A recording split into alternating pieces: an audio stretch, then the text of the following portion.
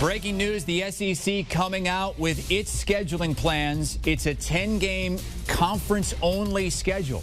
No non-conference games, and they will not begin until September 26th, according to multiple reports. So this is different from what the ACC came out with yesterday, which was a 10-game conference-only schedule and one non-conference game. This is a little bit more information on it. The 10-game conference-only slate is two more than they normally play. And the SEC championship game pushed back 2 weeks to Saturday, December the 19th. Let's get some more on this. I'm Chris Hassel. I've got Brady Quinn with me in studio. We also have Dennis Dodd. Dennis, I was talking to you just a few seconds ago in our break. Why do you believe the SEC got played here?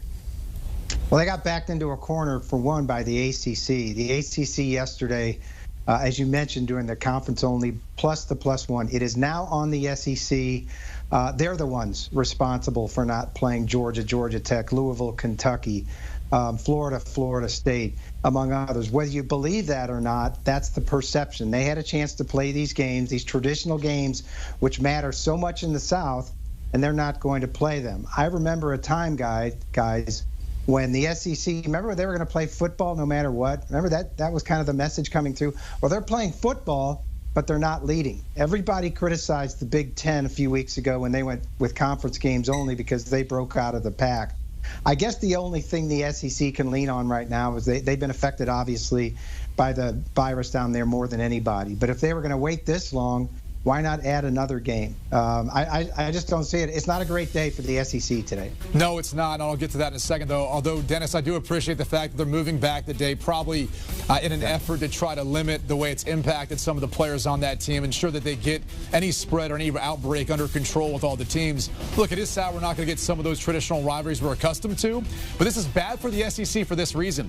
You've got to play a 10-game conference-only schedule. You used to only play 8. You're going to get exposed.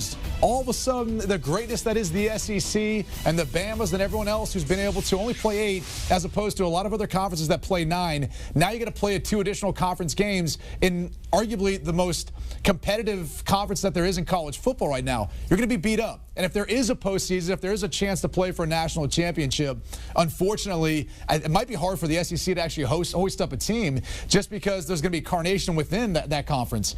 So I think that's the first thing that I kind of draw out. And then I think as we see other teams or other conferences continue to do these 10-game conference-only schedules, it gets us closer to saying, why don't we do this every year? Why don't we have more of a level playing field with all these conferences every year? Now, that leaves out the Big 12 again, a conference with only 10. They can only play 9 if you're excluding their conference championship game. But I think this is bad for the SEC in that regard because maybe it'll be forced now in the future to try to go back to playing more conference games and having more of a level playing field for the college football playoff.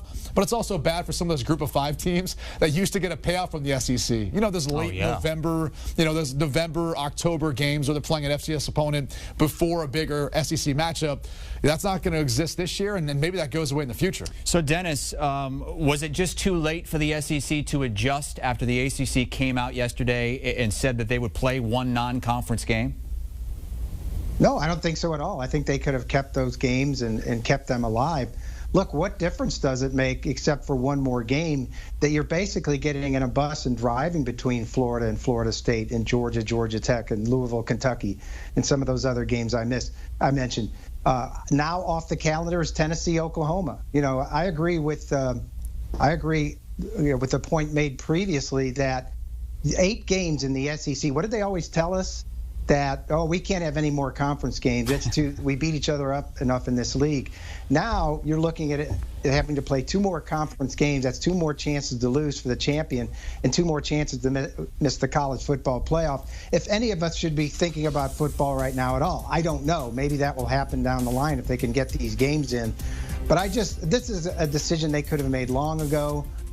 Frankly, they could have waited. And I don't know if anybody cares if the Big 12 goes to 12 games or 11 games or 10. We were looking for leadership from the SEC. Yeah, I think that's the surprising thing for me, Dennis, is they did wait so long to determine this or make this decision. You would have figured that, much like the Big Ten, the SEC, they're kind of the 2, power really team or conferences within the Power 5. I would have expected them to be the first movers, or at least the movers and shakers, where you would see them come out with whatever their plan was moving forward for this season. But, they were patient, and unfortunately, it's impacted now some of the tradition that we're accustomed to seeing. But look, I'm going to look on the bright side of this. We get football. And now we're going to get even more matchups within the SEC between a lot of those good teams there. So I'm excited about this. I know, people are kind of down about some of the rivalries that are going to be lost, but we're also going to get some great football out of the SEC with more conference games. Fans are going to love it in these conferences now that are playing, instead of 8 games, like we said, 9, 10 conference games, because we deserve more good matchups, right? Yeah. Even matchups, not Alabama against the Citadel. Dennis, there's kind of two schools of thought right now. We had Oklahoma moving up to late August to start the season in week 0. But some conferences like the SEC are moving back into late September. What's the difference there? I think it's just a preference, a personal preference by these schools. Oklahoma's moving up their opener with Missouri State to August 29th because they want to get a game in under their belt and see what the protocol is until week 2. Actually, it's in week 3 because they have a bye against Baylor. Other conferences, we're going to find out tomorrow the details on the Pac-12. They're going to start September 19th. We don't know for sure on the Big Ten. I think prudence is wise in the SEC's part, starting September 26th. I think some of these schools could have started earlier, actually, and built in some bye weeks in case there are games canceled or, postponed by the virus. This gives, I'm just scatter shooting here, this gives the SEC about 13 or 14 weeks. If they're going to go to December 19th, that gives them 4 weeks to play with. That's not bad. That's 4 weeks you can get games played in, because I think we all probably assume there are going to be some games delayed and postponed. So I don't think that's the worst thing in the world. But I don't think there's any pattern here. I just think it's a personal preference of each conference. Yeah, and probably to your earlier point, Dennis, maybe some more teams have been impacted in the SEC, so they want to be a little bit more patient with when they decide to come back. However, I would advocate for starting earlier, just because if you do start earlier, you can build in more of those bye weeks. If you look at the ACC schedule that came out yesterday, they built in about 2 buffer weeks in there.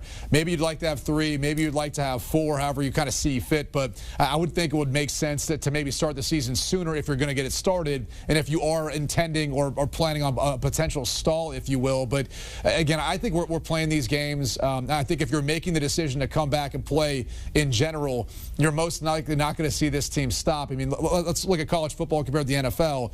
You're not, going to be dealing with the fact that you only have a limited amount of guys you can dress on game day in the NFL, and obviously a much smaller active roster. You've got way more players at your disposal at the college football level. Now, they might not be as prepared. They might not be as good as the guys who they're replacing, but you do have a deeper roster to tap into potentially, as opposed to these NFL rosters. So, starting earlier, starting later, I think it all just depends on the preference of how that team's impacted. We just saw recently with Oklahoma, they've got no one who's dealing with COVID right now, so they probably feel a little bit more bullish about starting the season early and getting it underway. Okay, so the SEC expected to announce very soon officially that they will be having a 10-game conference-only season. No non-conference at all. Dennis Dodd, thank you for the time. We're going to step aside for 60 seconds.